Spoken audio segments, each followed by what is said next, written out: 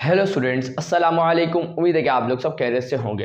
मेरा नाम है श्याम गौरी और आज हम पढ़ने वाले स्टूडेंट क्लास 11 की मैथमेटिक्स और चैप्टर नंबर 4 को स्टार्ट करने जा रहा हूं। और चैप्टर नंबर 4 क्या है? Sequence and series. आज का जो टॉपिक है उसके अंदर हम देखेंगे एक्सरसाइज 4.1 में हमें पढ़ने के लिए क्या चीज़ें हैं जिसे हमें जानना ज़रूरी है। सबसे पहली चीज़, सवाल जो पैदा होगा, सीक्वेंस असल में है क्या। अब स्टूडेंट अगर आप देखें सीक्वेंस, तो यहाँ पर जो चार आपके सामने मैंने एग्जांपल्स शो करवाई हैं, ये चारों की चारों असल में क्या है? सीक्वेंस है। सीक्वेंस में याद रखिएगा जो हर आने वाले, मतलब आपको दिखाऊं ये सीक्वेंस है, मैंने मान लिया सीक्वेंस है, तो याद रखिएगा सीक्वेंस के अंदर टर्म्स होती हैं। तो ये अगर आप देखें तो पहली टर्म कहलाएगी, ये अगर आप देखें दूसरी टर्म कहलाएगी, ये क्या कहलाएगी? तीसरी टर्म, ये कहलाएगी चौथी टर्म, और ये सीक्वेंस चलती रहेगी। और सीक्वेंस में खास बात ये होती है कि ये कोई एक खास रूल के मुताबिक चल रही होती है। क्लियर? उसी को हम बोलते हैं सीक्वेंस। और यहां पर अगर आप देखें तो कॉमा लगा हुआ है, तो कॉमा जब भी लगा हुआ होगा उसे सीक्वेंस बोला जाता है, याद रखिएगा। क्लियर? अब स्टूडेंट बात करूं टर्म की, अगर मैं बात करूंगा पहली टर्म की तो मैं लिखूंगा T1, अगर मैं बात करूंगा सेकंड टर्म की तो लिखूंगा T2, अगर बात करूंगा थर्ड टर्म की तो लिखूंगा T3, और अगर मैं बात करूंगा nth टर्म की तो मैं लिखूंगा Tn। ये Tn असल में इसको बोला जाता है लास्ट टर्म, आखिरी टर्म, या आप इसको बोल सकते हैं nth टर्म। क्या बोल सकते हैं? nth term. मतलब हमें नहीं पता, अगर मैं आपसे पूछूं स्टूडेंट ये सीक्वेंस है नेचुरल नंबर की, अगर यह देखें ये वाली सीक्वेंस जो पहली वाली है ये नेचुरल नंबर की सीक्वेंस है। आपको पता है नेचुरल नंबर का सेट पढ़ा होगा आप लोगों ने। नेचुरल नंबर कहाँ से स्टार्ट होते हैं? 1 से, और 1 से इन्फिनिटी तक चलते रहते हैं। तो असल में सीक्वेंस असल में ऑर्डर पीरियड की फॉर्म को लिखा जाता है। ऑर्डर पीरियड का सेट जो होता है उसी को हम सीक्वेंस भी बोल सकते हैं। क्लियर? तो यहाँ देखें तो ये जो सीक्वेंस स्टार्ट हुई है 1, नेचुरल नंबर की सीक्वेंस कहलाएगी। 1 से स्टार्ट हो रही है, कहाँ तक जाएगी? इन्फिनिटी तक जाएगी। और हमें नहीं पता इसकी आखिरी टर्म कौन सी होगी, तो मैंने बोला आखिरी टर्म nth टर्म होगी। हमें नहीं पता n क्या हो सकता है, n 12 भी हो सकता है, n 50 भी हो सकता है, n 100 भी हो सकता है, ये आपकी मर्जी पर डिपेंड करता है। हमें नहीं पता इसकी लास्ट टर्म क्या होगी। तो याद रखिए कोई भी सीक्वेंस हो उसकी लास्ट टर्म को हम बोलते हैं Tn से डिनोट किया जाता है। क्लियर? कोई मसला यहाँ तक नहीं है? चले भाई। और स्टूडेंट उसको T1 को मैं चाहूँ तो A1 भी लिख सकता हूँ, T2 को चाहूँ तो A2 भी लिख सकता हूँ, T3 को चाहूँ तो A3 भी लिख सकता हूँ, और Tn को चाहूँ तो मैं An भी लिख सकता हूँ। तो कंफ्यूज मत होइएगा, कहीं आपको T1 दिखाई देगा, कहीं आपको A1, लेकिन बात वही कर रहे हैं जो मैं बोल रहा हूँ। ये भी T1 का मतलब क्या? First term. A1 का मतलब भी क्या है? First term. T2 का मतलब भी क्या है? Second term. A2 का मतलब भी क्या है? Second term. और An का मतलब भी क्या है? N term. और Tn का मतलब भी क्या है? N term. तो कंफ्यूज मत होइएगा, कहीं आपको A1 दिखाई दे सकता है और कहीं आपको T1, तो इससे कंफ्यूज बिल्कुल भी मत होइएगा। अब स्टूडेंट याद रखिएगा हर सीक्वेंस की एक जनरल टर्म होती है। जनरल का जब भी वर्ड इस्तेमाल हो जाए स्टूडेंट याद रखिएगा आपको कोई ना कोई n को लाना पड़ता है। n हम लोग ज्यादातर जनरल के लिए यूज करते हैं n को। तो यहां पर अगर आप देखें तो ये नंबर है सीक्वेंस के अंदर। अब हमें चाहिए सीक्वेंस की जनरल टर्म। तो इस सीक्वेंस की जनरल टर्म क्या होगी ये हमें जानना है स्टूडेंट। हमने ये इंपॉर्टेंट चीजें पढ़ ली, लिखने का तरीका क्लियर। चलें अब एन टर्म को मालूम करने के लिए हमारे पास जनरल टर्म होनी, जनरल टर्म भी बोलते हैं, मैंने आपको बताया इसको एन टर्म भी बोल सकते हैं, या लास्ट टर्म भी बोल सकते हैं, या जनरल टर्म भी बोल सकते हैं। चले भाई जनरल फॉर्मूला। अब यहाँ पर स्टूडेंट अगर मैं आपसे पूछूं कि स्टूडेंट जरा मुझे ये जो फर्स्ट वाली सीक्वेंस है इसका जनरल फॉर्मूला तो बताओ, तो फिर आप क्या बताएंगे? तो भाई देखिए आप उसको सबसे पहले लिखेंगे, यहाँ पर मैं कॉमा लगाया था, उसके बाद लिखेंगे an। an किसके लिए होता है? जनरल फॉर्मूले के लिए होता है। चलिए जनरल टर्म बताने के लिए कोई भी एक जनरल टर्म को उठाने, मतलब अगर मैं आपको पूछूं इस सीक्वेंस की थर्ड टर्म क्या है तो आप बोलेंगे सर थर्ड टर्म तो 3 है। तो ऐसे तो पता चल रहा है, लेकिन मैं यह चाहता हूं कि जनरल बात करें। ये बात अभी आपको समझ में नहीं, टेंशन नहीं ले। देखें ध्यान से गौर करें इस सीक्वेंस के ऊपर। इस सीक्वेंस में आपको क्या देखने को मिल रहा है? पहले आया 1, उसके बाद आया 2, उसके बाद आया 3, उसके बाद आया 4। कोई खास बात पता चली? पता ये चला कि पहली टर्म क्या है? पहली टर्म है 1, दूसरी टर्म क्या है? 2। ये दूसरी टर्म असल में आई कैसे? असल में फर्स्ट टर्म के अंदर अगर हम फर्स्ट टर्म के अंदर 1 को ऐड करेंगे तो 1 + 1 क्या हो जाएगा? 2, तो it will become second term. और सेकंड टर्म के अंदर अगर मैं 1 को ऐड करूंगा तो मुझे मिल गई थर्ड टर्म। चेंजेस आ रहे हैं, 1 के बाद आया 2, 2 के बाद आया 3। तो ये एक एक डिफरेंस के तहत आगे बढ़ रही है सीक्वेंस। तो मैं अब जनरल बात करना चाहता हूं, तो मैं क्या करूंगा, इस पूरे को लिख सकता हूं n, मतलब इस सीक्वेंस की जनरल टर्म मैंने निकाल ली। और वो क्या निकाली कि an मतलब जनरल टर्म किसके बराबर होगी, n। इसका फायदा क्या हुआ सर, अभी बताता हूं। ये n स्टूडेंट याद रखिएगा, जो n होगा ना वो नेचुरल नंबर होते हैं। क्लियर है, चले भाई। अब सपोज कर लें मैंने आपसे पूछा कि ये मैं आपको जनरल टर्म दे रहा हूं an is equal to n, मुझे इस सीक्वेंस की जनरल टर्म मतलब फिफ्थ टर्म बताओ। तो आप क्या करेंगे, फिफ्थ टर्म की बात करूंगा तो n की जगह लिख देंगे 5, तो ये वाले n की जगह भी क्या आ जाएगा 5। इसका मतलब इस सीक्वेंस की फिफ्थ टर्म क्या होगी, 5 होगी। इससे हमें ये बात पता चल गई और डायरेक्ट पता चल गई। अगर मुझसे कोई पूछे इस सीक्वेंस की 100 टर्म क्या होगी, तो n की जगह क्या लिखूंगा 100, तो ये वाले n की जगह भी क्या आ जाएगा 100। तो इसका मतलब इस सीक्वेंस की 100वीं टर्म क्या होगी, असल में 100 ही होगी। ये बात आपको समझ में आना शुरू हुई। चले भाई, इसी तरीके से अगर मैं आपको बोलूं कि मुझे जरा सेकंड टर्म की जनरल टर्म बताएं, आप बोलेंगे सर बिल्कुल आसान है, सबसे पहले आप ये लिख लें, उसके बाद एन लिखें। अब जरा थोड़ा सोचें, सोचना पड़ेगा स्टूडेंट, ऐसे नहीं डायरेक्ट बता सकते, नहीं डायरेक्ट नहीं बता पाएंगे। तो भाई देखिए, सबसे पहले सीक्वेंस को उतार लूंगा, 5, 9, 13 उतार लिया, चलती रहेगी ये। तो अब इसमें मैं एक बात नोट करता हूँ, फर्स्ट टर्म क्या है, फर्स्ट टर्म हमारे पास क्या है 5, क्लियर।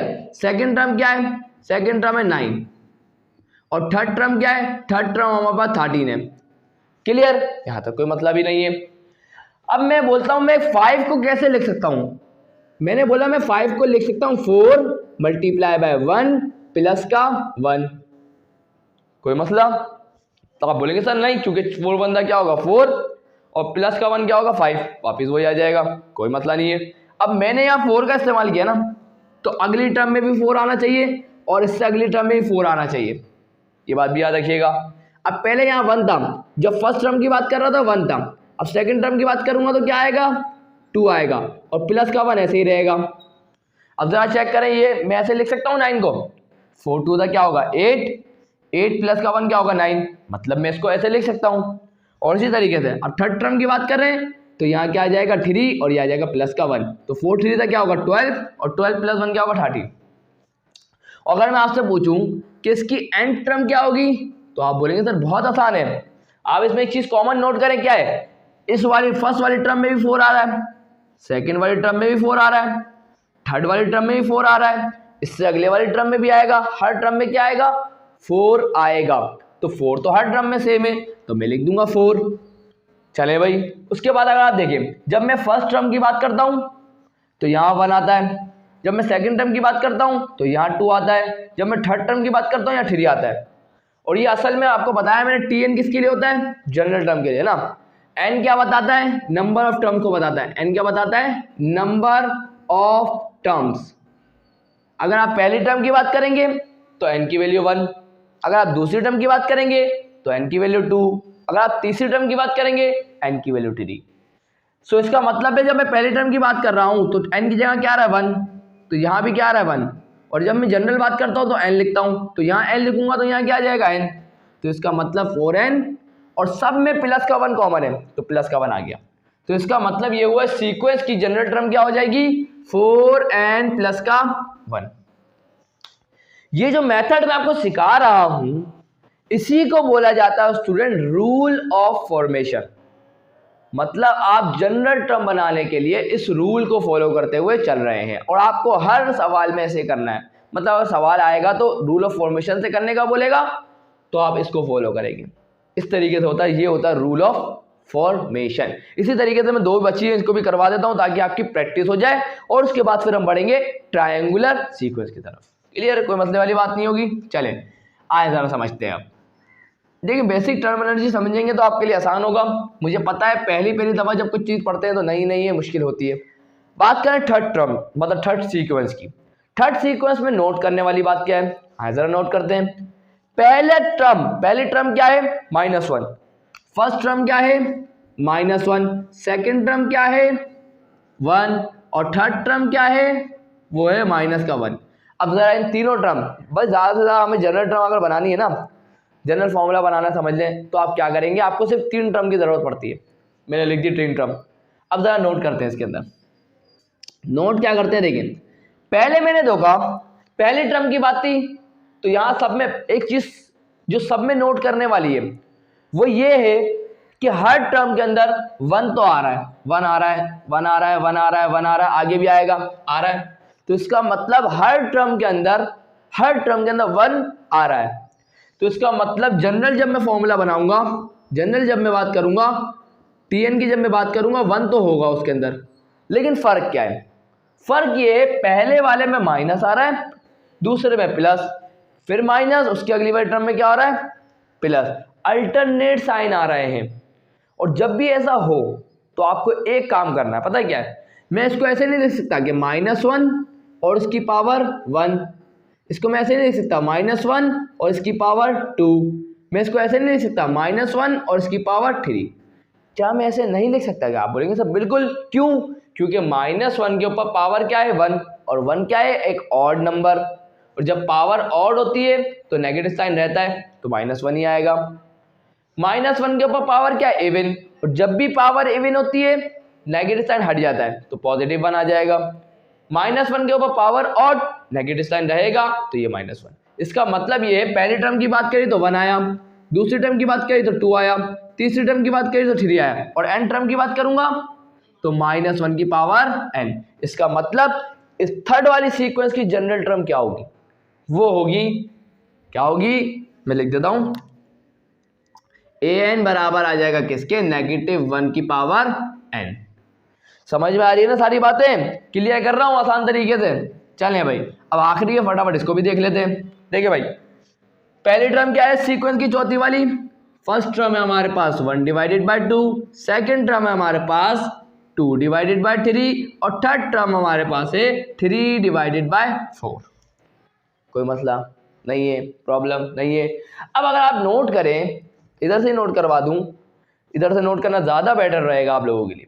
अगर आप इस सीक्वेंस की पहली टर्म का न्यूमरेटर देखें क्या है 1, दूसरी टर्म का न्यूमरेटर देखें क्या है 2, तीसरी टर्म का न्यूमरेटर देखें 3, तो पहले 1 आया था, फिर 2 आया था, फिर 3 आया था, उसके आगे वाली में 4 आएगा, उसके बाद 5 आएगा। तो इसका मतलब ये है पहली टर्म की, इसका मतलब ये मैं इसको n कह देता हूँ। जैसे कि अगर आप देखें तो 1 2 3 4 चल रहा था, तो मैंने इसकी जनरल टर्म को क्या बोला था, n, क्योंकि n क्या है, नंबर ऑफ टर्म बताता है। पहली टर्म की बात करेंगे 1, दूसरी टर्म की बात करेंगे 2, तीसरी टर्म की बात करेंगे 3 आ जाएगा। तो इसका मतलब मैं न्यूमरेटर में n कह सकता हूं। तो tn की बात करूंगा तो tn किसके बराबर आ जाएगा, और न्यूमरेटर में आ जाएगा n। न्यूमरेटर में क्या आ जाएगा, n। डिनोमिनेटर को चेक करते हैं, डिनोमिनेटर में चेक करें तो 2 से शुरू हो रहा है, शुरू कहां से हो रहा है, 2 से हो रहा है, और ऊपर क्या था 1, और हमने इसको 1 से, n कहां से शुरू हो रहा है, n कहां से शुरू होगा, याद रखना हमेशा 1 से शुरू होगा, n हमेशा कहां से शुरू होगा, 1 से। तो इसका मतलब अब हमने ऊपर वाले को नंबर 1 से शुरू होने वाला है, नीचे क्या आएगा 2, 3, उसके बाद 4, उसके बाद 5, उसके बाद 6। तो n हमने क्या बोला 1 से शुरू होगा। अगर n 1 से शुरू हो रहा है तो मैंने लिखा n, और उसके अंदर अगर एक ऐड कर दूं तो ये जनरल टर्म नहीं बन गई किसकी, थर्ड वाली सीक्वेंस की, n+1, मतलब n की वैल्यू क्या होगी, जब आपको मैं बताता हूं। अब देखें ये सीक्वेंस की जनरल टर्म है या नहीं, चेक करें क्या, आप बोलेंगे सर बिल्कुल चेक करना चाहते हैं हम। चलें भाई, मैं बात करता हूं थर्ड टर्म की, किसकी, कौन सी टर्म मालूम करनी है मुझे, थर्ड टर्म, इस सीक्वेंस की कौन सी टर्म मालूम करनी है, थर्ड टर्म। तो थर्ड टर्म की बात करूंगा, तो थर्ड टर्म की जब मैं बात करूंगा तो n की वैल्यू क्या हो जाएगी, 3। अगर मैं फोर्थ टर्म मालूम करना चाहता तो n की वैल्यू 4, अगर मैं 50वीं टर्म मालूम करना चाहता तो n की वैल्यू 50 होती।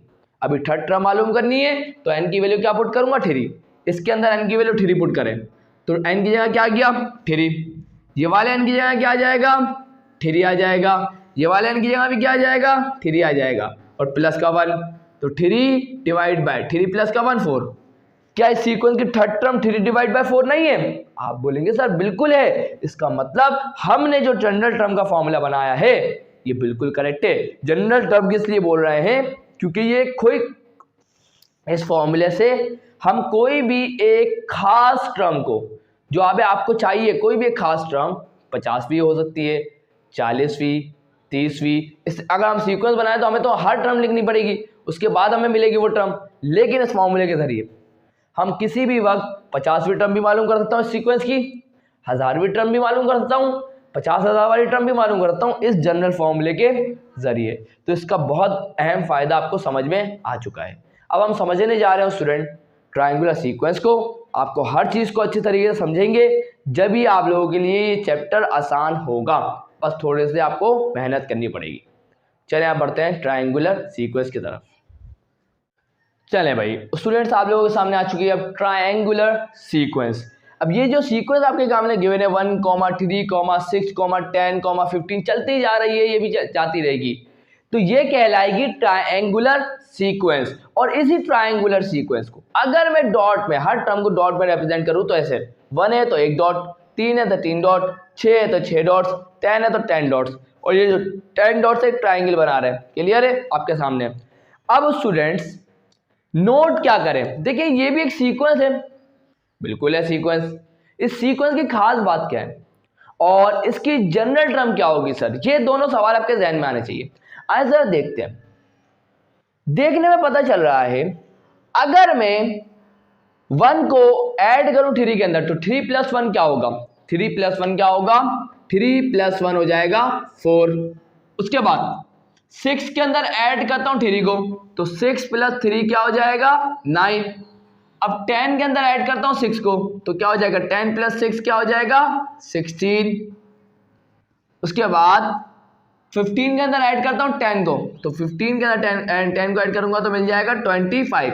अब अगर आप एक बात को नोट करें, एक बात जो नोट करने वाली है कि जब हमने देखा 3 + 1 तो हमें 4 मिला, ये 4 क्या है, एक परफेक्ट स्क्वायर है, 9 क्या है, एक परफेक्ट स्क्वायर है, ये 16 क्या है, एक परफेक्ट स्क्वायर है, ये 25 क्या है, एक परफेक्ट स्क्वायर है। तो ये बात पता चली ट्रायंगुलर सीक्वेंस की एक खास बात कि जब भी हम सेकेंड टर्म के अंदर फर्स्ट टर्म को ऐड करते हैं तो उसके बाद जो हमें नंबर मिलेगा वो एक परफेक्ट स्क्वायर होगा। इसी तरीके थर्ड टर्म के अंदर सेकंड टर्म को ऐड करूंगा तो वो भी बन जाएगा परफेक्ट स्क्वायर।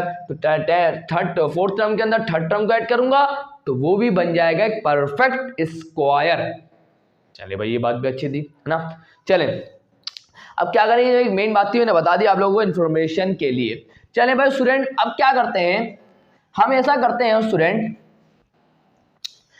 देखिए भाई अब हमारे को अप्रोच करना है स्टूडेंट जनरल टर्म की तरफ।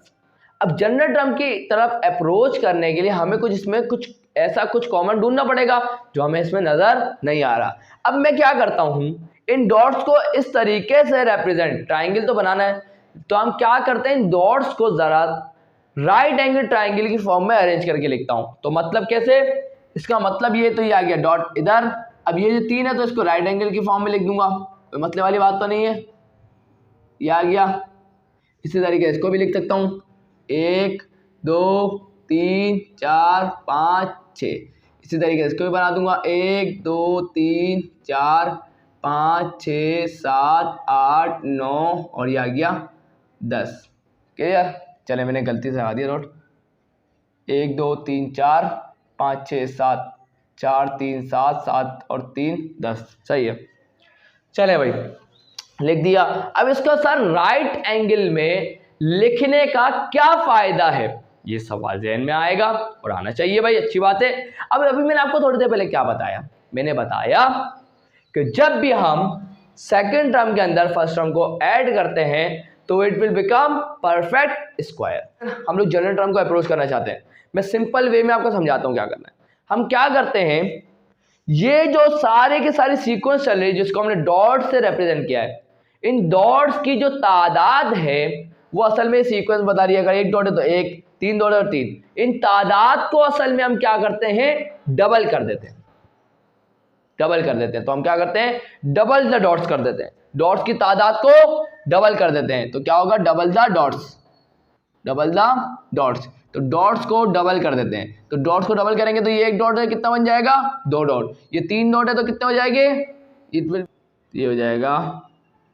चलें भाई अब ये होगा कितने 20, गिन लें सर अब क्या फायदा है, देखिए ये एक रेक्टेंगल बन गया, ये भी एक रेक्टेंगल, ये भी एक रेक्टेंगल है, ये भी एक क्या है, रेक्टेंगल है। कोई मतलब यहाँ तक कोई प्रॉब्लम नहीं है। चले भाई सर इससे फायदा क्या हुआ, आए जरा बताता हूँ फायदा क्या हुआ। चले भाई अब मुझे बताएं पहली टर्म फर्स्ट टर्म a1 क्या होगा। आप बोलेंगे सर अभी इस कंडीशन में a1 बराबर है किसके, 2 के, a2 किसके बराबर है, a2 बराबर है किसके, 6 के, और a3 किसके बराबर है, a3 बराबर है किसके, किसके बराबर आ गया, a3 हमारे पास आ गया। बस इतना बहुत है। चले भाई अब मैं इस 2 को क्या लिख सकता हूं, देखिए भाई मैं इस 2 को लिख सकता हूं 1 ब्रैकेट 1 प्लस का 1 लिख सकता हूं कि नहीं लिख सकता। आप बोलेंगे सर बिल्कुल, क्योंकि 1 प्लस 1 क्या होगा 2 और 2 1 जा 2 आ जाएगा। चले भाई अब यहां 1 था, अब यहां क्या लिखूंगा, फर्स्ट टर्म था तो यहां 1 आया, सेकंड टर्म है तो यहां क्या आएगा 2 आना चाहिए। और यहां पर अब मुझे बताएं 6 लाने के लिए यहां पे क्या लिखूं, यहाँ 2 तो आ गया, अब यहाँ क्या आना चाहिए, अगर मैं यहाँ लिखता हूँ 1 प्लस का 2 सॉरी 2 प्लस का 1 तो 2 प्लस का 1 क्या होगा 3 और 3 2 का क्या होगा 6, इसका मतलब यहाँ भी क्या आएगा 2 प्लस का 1 और आगे वाले में आप खुद बोल देंगे सर 3 है तो यहाँ क्या आएगा 3 और अंदर भी क्या आएगा 3 और ये आ जाएगा प्लस का 1, 3 प्लस का 1 क्या होगा 4 और 4 3 का क्या होगा 12 आ गया।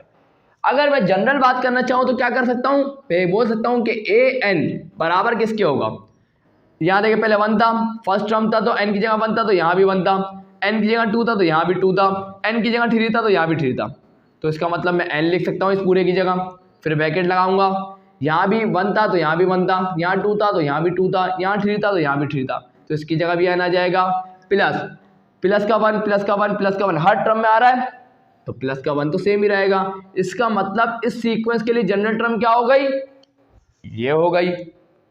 लेकिन ज़रा मुझे एक बात खटक रही है, पता है क्या, वो बात मुझे ये खटक रही है, हमने यहाँ पर डॉट्स को डबल किया था, डॉट्स को क्या किया था डबल, जब जाके हमें इस सीक्वेंस का जनरल टर्म मिली ना, हमें कौन सी सीक्वेंस की जनरल टर्म चाहिए, हमें तो ये वाली सीक्वेंस, बात तो दोनों एक ही है, सिर्फ हमने इसके अंदर ट्राइंगल बनाया हुआ और इसके अंदर राइट एंगल ट्राइंगल बनाया, डॉट्स की तादाद दोनों में क्या है सेम, ये डॉट्स क्या है हाफ और ये डॉट्स क्या है double.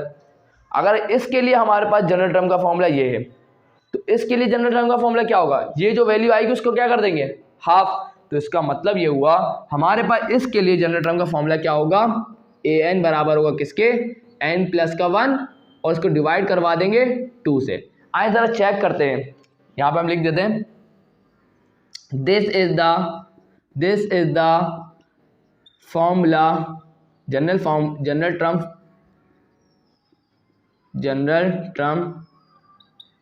Term for triangular sequence तो याद रखिएगा ये ट्रायंगुलर सीक्वेंस के लिए क्या है जनरल फॉर्मूला है। चेक करते हैं सही बात है कि नहीं है।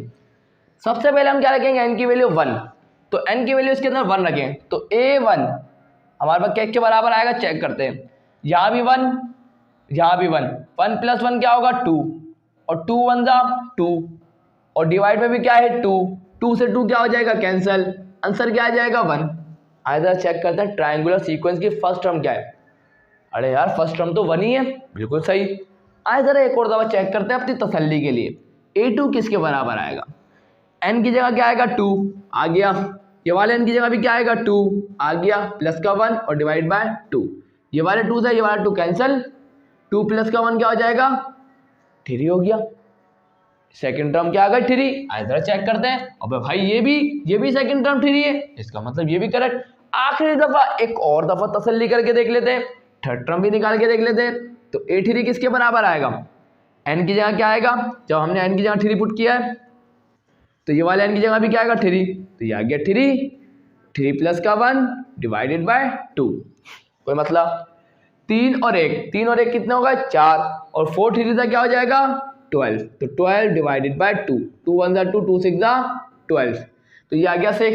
इधर चेक करते हैं third term of the triangular sequence क्या है, वो भी 6 है, इसका मतलब ये जनरल टर्म का फॉर्मूला किसके लिए है, असल में ट्रायंगुलर सीक्वेंस के लिए जनरल टर्म का फॉर्मूला हमें मिल गया। ये फॉर्मूला इस तरीके से आया जैसा मैंने आपको बताया, सिर्फ इसी तरीके से आपको सोचना है और सोचने के बाद हम इस नतीजे पे पहुंच गए कि जनरल टर्म का फॉर्मूला ट्रायंगुलर सीक्वेंस के लिए ये होगा।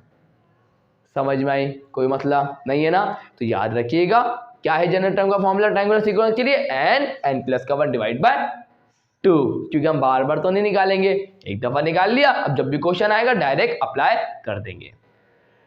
चले आया बढ़ते हैं स्टूडेंट पास्कल ट्रायंगल की तरफ और उसके बाद बढ़ेंगे पास्कल सीक्वेंस के सवाल की तरफ, मतलब सवाल के लिए एग्जांपल करा दूंगा बस।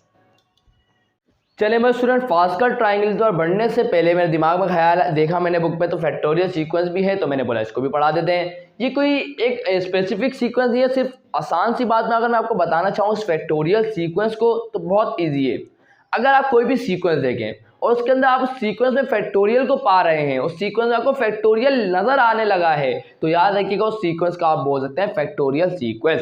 अगर मैं जनरल अपनी बात करूं तो मैं अगर बोलूं कि an और आपको फैक्टोरियल के बारे में तो बताऊं जरा, अगर कोई मुझे बोले 3 फैक्टोरियल, क्या बोले 3 फैक्टोरियल, तो 3 फैक्टोरियल का मतलब क्या है पता है आपको? फैक्टोरियल का मतलब क्या है कि मैं क्या करूंगा, 3 से स्टार्ट करूंगा और इसे मल्टीप्लाई करूंगा पॉजिटिव इंटीजर से।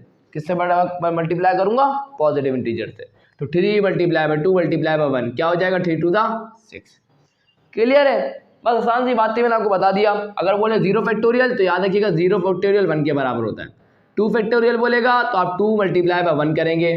अगर 5 फैक्टोरियल बोलेगा तो आप 5 multiply by 4 multiply by 3 multiply by 2 multiply by 1 इस तरीके से लिखेंगे। और इसी तरीके से जनरल बात करेंगे तो हम लिख सकते हैं n फैक्टोरियल, जनरल बात करते हैं। और ये n क्या होगा? ये नॉन नेगेटिव इंटीजर होगा। क्लियर? अब स्टूडेंट आपको बता दूं, अगर मैं आपके सामने एक जनरल टर्म लिख रहा हूं an is equal to 1 divided by n factorial, इसका मतलब पता है क्या है? अगर आप देखें सीक्वेंस की जनरल टर्म में आपको देखें फैक्टोरियल नजर आ रहा है, तो इसका मतलब ये है इस सीक्वेंस को मैं क्या कह सकता हूं? Factorial sequence. मतलब ये अगर मुझे कोई बोले ये आपके सामने आ गया जनरल टर्म का फॉर्मूला, क्लियर है? अब हमें बताएं इस सीक्वेंस की शुरू की 3 टर्म बताएं, तो आप क्या करेंगे? सबसे पहले लिखेंगे, इसको उतारेंगे और लिखेंगे for n is equal to 1। पहली टर्म के लिए n की वैल्यू क्या होती है? 1, तो ये वाले n की जगह क्या आ जाएगा? 1, तो ये आ गया a1, तो ये वाले n की जगह भी क्या आ जाएगा? 1, और ये साथ में क्या आ गया? फैक्टोरियल। ये पहली टर्म आ गई इस सीक्वेंस की। उसके बाद n की जगह क्या पुट करेंगे? For n is equal to 2, तो क्या हो जाएगा? n की जगह क्या आ जाएगा? 2, ये वाले n की जगह भी क्या आ जाएगा? 2, और साथ में क्या है? फैक्टोरियल। तो ये दूसरी टर्म आ गई। और इसी तरीके से अगर तीसरी टर्म भी मालूम करने का बोल रहा है तो आप लिखेंगे for n is equal to 3, तो a की a, उसके बाद n की जगह क्या आ जाएगा? 3 आ जाएगा। 1 डिवाइडेड बाय n की जगह क्या आ जाएगा? 3 आ जाएगा, और साथ में फैक्टोरियल। तो अगर आप देखें हर टर्म में फैक्टोरियल आ रहा है, इसी वजह से इस सीक्वेंस को हम लोग क्या बोलेंगे? फैक्टोरियल सीक्वेंस कहेंगे। क्लियर है? इस फैक्टोरियल सीक्वेंस के लिए कोई खास जनरल टर्म का हमारे पास फॉर्मूला नहीं है। बस सिंपल सी बात अगर आप समझना चाहते हैं, कोई भी आपको इस सीक्वेंस दिख जाए जिसके अंदर आपको फैक्टोरियल नजर आ रहा है, तो सीक्वेंस को आप लोग कह सकते हैं फैक्टोरियल सीक्वेंस। कोई मसला यहां तक नहीं है, नोट करें, आगे बढ़ते हैं। सो यहाँ स्टूडेंट्स अब हम समझने जा रहे हैं पास्कल ट्रायंगल को। तो भाई देखिए pascal triangle is a triangular arrangement of numbers which represent the coefficients of the expansion of power of binomial like a plus b की पावर n। अब टेंशन नहीं लेनी, पढ़ने के बाद कुछ समझ में नहीं आया तो कोई मसले वाली बात नहीं है, समझाने के लिए मैं हूं ना। तो भाई देखिए पास्कल ट्रायंगल है क्या और उसे कैसे बनाएंगे, तो वो देखें स्टूडेंट। असल में ये एक ट्रायंगल की शेप की अरेंजमेंट होगी, तो देखते जाए कैसे बनेगी, ये इंपॉर्टेंट है। उसके बाद मैं आगे की बात आपको बताता हूँ जो उसमें लिखी हुई है। सबसे पहले आप लिखेंगे 1, लिख दिया। अब उसके बाद आ जाए नीचे आने के बाद एक 1 यहाँ पर, एक 1 यहाँ लिखेंगे, लिख दिया। अब क्या करेंगे, इसके नीचे आ जाए, ये आ गई पहली रो, सॉरी ये आ गई 0 रो। तो याद रखिएगा n की वैल्यू उसके लिए क्या होगी? 0। n की वैल्यू उसके लिए क्या हो गई? 1। ये पहली रो, ये आ गई दूसरी रो। क्लियर? अब आ गई तीसरी रो के लिए n की वैल्यू क्या होगा? 3। अब यहाँ पर आ गया एक 1 और यहाँ पर भी आ गया क्या? एक 1। अब स्टूडेंट बीच में क्या आएगा, सुनते जाइएगा। देखिए भाई स्टूडेंट, अब अगर आप देखें तो मैं क्या करता हूं, इस 1 + 1 क्या करूंगा, तो इट विल बिकम 2। तो इन दोनों को मैंने क्या करा? ऐड। तो 1 + 1 क्या हो गया? 2। अब क्या करेंगे, चौथी रो लिखेंगे। चौथी रो में 1 इधर भी एक आ जाएगा, इधर से भी एक 1 नीचे आ जाएगा। अब क्या करेंगे सर, मैं बताऊंगा। 1 + 2 क्या हो जाएगा, 3। 2 + 1 क्या हो जाएगा, 3। अब आ जाएंगे, ये देखो यहाँ पे n की वैल्यू क्या होगी, 4। अब n की वैल्यू क्या आएगी, 5 आएगी। वापिस 1 को उतारूंगा, यहां से भी एक 1 को उतारूंगा। अब क्या होगा सर, तो 1 + 3 क्या हो जाएगा, 1 + 3 4 हो जाएगा। 3 + 3 क्या हो जाएगा, 9 हो जाएगा। 3 + 1 क्या हो जाएगा, 4। और इसी तरीके से वापस 1 को उतारूंगा, यहां से भी एक 1 को उतारूंगा। अब क्या करूंगा, 4 + 1 क्या हो जाएगा, 5 हो जाएगा। 9 + 4 क्या हो जाएगा, ये हो जाएगा 13 ना। उसके बाद 1 + 4 क्या हो जाएगा, 1 + 4 क्या हो जाएगा, 5 हो जाएगा। सॉरी मैं आपको एक गलती से बता दिया, रुक जा। 9 + 4 क्या हो जाएगा, वापस 13 हो जाएगा। और 4 + 1 क्या हो जाएगा, 5 हो जाएगा। तो इस तरीके से ये जो ट्राइंगल है, पास्कल ट्राइंगल चलता रहेगा। ये बात को अपने दिमाग में बिठा लीजिएगा। क्लियर है। अब ये बाइनोमियल की बात कहां से आ गई सर, तो मैं आपको ये भी एक्सप्लेन करूंगा। ये मुझे बताना मेरा फर्ज है। तो देखें, आपके अगर मैं पूछूं a + b के होल स्क्वायर का फॉर्मूला क्या है, आप बोलेंगे सर इतना आसान फॉर्मूला, बिल्कुल बता देंगे। a² प्लस का 2ab प्लस का b²। मैं खुश हो गया, बहुत खुश हो गया। अगर मैं बोलूं a² का कोफिशिएंट क्या है, आप बोलेंगे 1। ab का कोफिशिएंट क्या है, 2। और b² का कोफिशिएंट क्या है, 1। 1 2 1।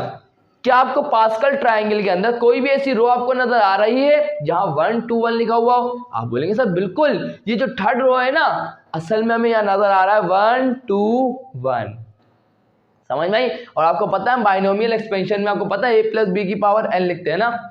समझ में आ रही बात? चले अब क्या होगा, सिंपल सी बात है, आगे बढ़ते हैं। अब मैं क्या लिखता हूं, a + b की पावर 3। तो क्या हो जाएगा, a³ प्लस का b³ प्लस का 3, सॉरी ऐसे लिखता हूं, a³ प्लस का 3ab², सॉरी 3a² b।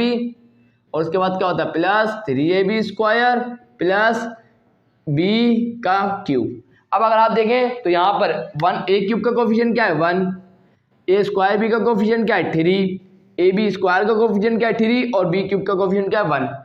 तो हम क्या लिखेंगे, 1 3 3 1। ये 1 3 3 1 यहाँ कहीं दिखाई दे रहा है? आप बोलेंगे सर बिल्कुल, 1 3 3 1। तो असल में हमारे को जो पास्कल ट्राइंगल के जो रो है, असल में हमारे को बाइनोमियल एक्सपेंशन के जो हमारे पास बाइनोमियल एक्सपेंशन होती है, उसकी जो टर्म के कोएफिशिएंट्स होते हैं उसके बारे में इंफॉर्मेशन दे रही होती है। समझ में आ गई बात? क्लियर है? चलें भाई, ये बात वो करना चाह रहे हैं। चलें भाई, क्लियर हो गई। अब स्टूडेंट यहाँ देखें, स्टूडेंट हर सीक्वेंस की, जैसा कि मैंने आपको बताया, देखें पास्कल सीक्वेंस की भी बात नहीं कर रहा हूँ, पास्कल ट्राइंगल की बात कर रहा हूँ अभी ना। तो पास्कल ट्राइंगल ये आपके सामने है। ये इस पास्कल ट्राइंगल की 0 रो, ये आ गई फर्स्ट रो। तो हाँ, मैंने गिनती में भी तो गलती करी है स्टूडेंट, मैंने गिनती में भी गलती करी है। ये सेकंड रो है, और ये क्या है, थर्ड रो, और ये क्या है, फोर्थ रो है। गलती मेरी है, मैंने नोट नहीं किया। तो भाई देखें, सेकंड रो आ गई, ये थर्ड रो आ गई, ये फोर्थ रो आ गई, और ये फिफ्थ रो आ गई। ऐसे चलती रहेगी।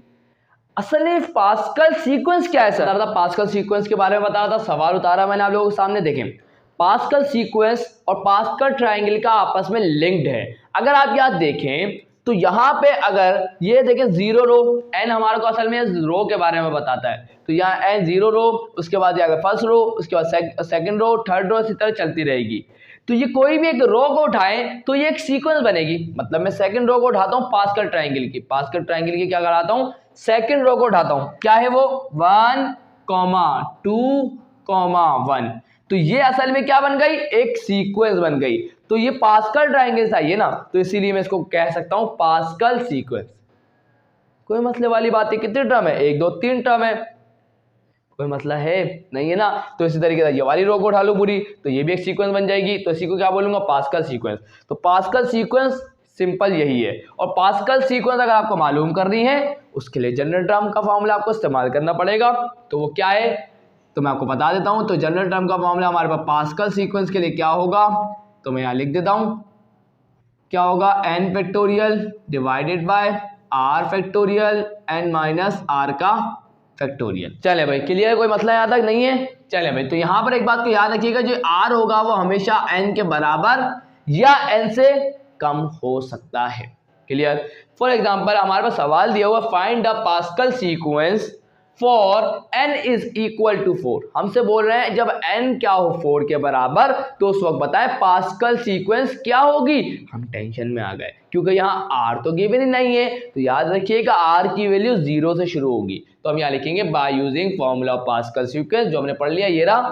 तो हमने लिखा when n is equal to 4 given है, तो हम r की वैल्यू क्या पुट करेंगे, r की वैल्यू हम पुट करेंगे 0 1 2 3 4 4 तक हो सकती है, बताया ना r की वैल्यू n के बराबर और n से कम होगी तो हम बराबर वाली तक ले लेंगे। क्लियर।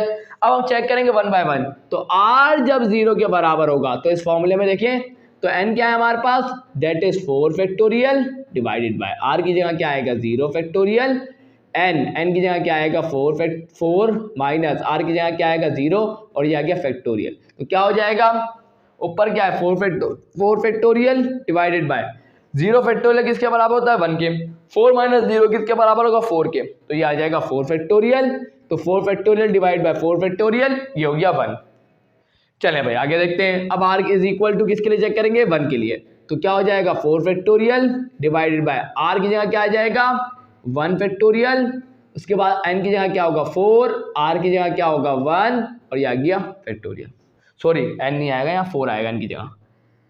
चलें भाई क्या हो जाएगा देखते हैं, 4 फैक्टोरियल डिवाइडेड बाय 1 फैक्टोरियल किसके बराबर 1 के, 4 माइनस 1 किसके बराबर 3 के, तो 3 फैक्टोरियल आ जाएगा। तो इसको काट लेंगे तो 4 multiply by 3 factorial divided bye 3 factorial, 3 factorial से 3 फैक्टोरियल कैंसिल हो जाएगा, आंसर आ जाएगा 4। अब बात करेंगे r की वैल्यू 3 के लिए, तो r की वैल्यू 3 रखेंगे तो क्या हो जाएगा 4 फैक्टोरियल डिवाइडेड बाय 2 रखनी थी हमारे को वैल्यू, r की वैल्यू 2 रखेंगे तो क्या हो जाएगा r के यहाँ आ जाएगा 2 फैक्टोरियल, n क्या हमारे पास 4, r क्या हमारे पास 2 और ये आ गया फैक्टोरियल। तो 4 फैक्टोरियल अपनी जगह पर रहने दें, 2 फैक्टोरियल किसके बराबर होता है 2 के ही बराबर होता है, 4 माइनस 2 किसके बराबर होगा 2 और ये आ गया फैक्टोरियल, तो ये आ गया 2 फैक्टोरियल। कोई मसला यहाँ तक नहीं है, चलें अच्छी बात नहीं है। तो 4 multiply by 3 multiply by 2 factorial divided bye 2 into 2 factorial. 2 factorial से 2 फैक्टोरियल कैंसिल हो जाएगा, 2 1 दा 2, 2 2 दा 4 और 3 2 दा 6, तो हमारे पास क्या आ गया 6 आ गया। इसी तरीके से स्टूडेंट r की वैल्यू 3 पुट करेंगे, पुट कर देता हूं, तो r की वैल्यू 3 पुट करेंगे तो क्या होगा 4 factorial divided bye 3 factorial, 4 minus 3 का फैक्टोरियल, तो क्या हो जाएगा 4 multiply by 3 multiply by 2 factorial divided bye, तो भाई देखें 3 फैक्टोरियल किसके बराबर होगा, चले मैं 3 फैक्टोरियल को लिखने की क्या जरूरत है, देखें मैं यहाँ क्या लिख देता हूँ 3 फैक्टोरियल और यहाँ क्या गया 3 फैक्टोरियल, 4 माइनस 3 किसके बराबर होगा 1 के, और 1 फैक्टोरियल किसके बराबर होगा 1 के, लिखने की जरूरत नहीं है। 3 फैक्टोरियल से 3 फैक्टोरियल कैंसिल हो जाएगा, आंसर आ जाएगा 4। इसी तरीके से r की वैल्यू 4 पुट करेंगे तो क्या हो जाएगा 4 factorial divided bye 4 factorial, 4 minus 4 का फैक्टोरियल। कोई मसला, 4 फैक्टोरियल से 4 फैक्टोरियल हो गया कैंसिल, ऊपर आ गया 1 और 4 माइनस 4 क्या हो जाएगा 0 और 0 फैक्टोरियल 1 के बराबर होगा, तो आंसर आ जाएगा 1। और इसको हम सीक्वेंस में लिख देंगे, तो हम लिखेंगे नाउ पास्कल सीक्वेंसेस, r क्या होगी 1, 4, 6, 4, 1। तो अगर आप यहाँ इसको पास्कल ट्राइंगल में देखिए तो यहाँ कहाँ देखने को मिल रही है 1, अच्छा 9 के साथ रुक गया, मैंने गड़बड़ तो नहीं करी, 1 मिनट चेक करने दें करिए, हाँ सही स्टूडेंट, यहाँ पर 3 प्लस 3 क्या होगा 6 होगा, मैंने गलती से 9 लिखा था। अब चेक करें 1, 4, 6, 4, 1, तो इसका मतलब क्या है, यही चीज आपके सामने आ गई। और अगर आपको सिर्फ एमसीक्यूज में पूछा जाए तो इतना बड़ा काम करने की कोई ज़रूरत नहीं है, आप सिंपल क्या रखेंगे, इस ट्राइंगल को याद रख लें, आपका काम ऑटोमेटिकली हो जाएगा। सिर्फ अगर पेपर में आएगा तो फिर तो प्रॉपर करना पड़ेगा, ऐसे अगर शॉर्ट ट्रिक याद रखनी है तो सिंपल पास्कल ट्राइंगल को याद रख लें, आपका काम हो जाएगा। सिर्फ n की वैल्यू याद रखिएगा 0 फर्स्ट रो, n की वैल्यू 0 होगी फर्स्ट रो के लिए, सेकंड रो के लिए 1, थर्ड रो के लिए 2, इस तरीके से याद रखिएगा। तो अगर आपको पास्कल ट्राइंगल याद है तो बहुत अच्छी बात हो जाएगी, तो मैंने आपको तरीका बताया इसको फॉलो करिएगा। यहाँ जाके टॉपिक स्टूडेंट कंप्लीट होता है। इंशाल्लाह नेक्स्ट वीडियो से क्वेश्चंस को करेंगे और जितना आसान हो सकता है कॉन्सेप्ट आपको उतना आसान करने की कोशिश पूरी करूंगा। आज की वीडियो यही एंड करता हूँ। वीडियो अच्छी लगी लाइक ज़रूर करिएगा, चैनल को सब्सक्राइब करके बेल आइकन पे हिट करके और पे ज़रूर क्लिक करिएगा। सो मिलता हूँ नेक्स्ट वीडियो में, तब तक के लिए अल्लाह हाफ़िज़।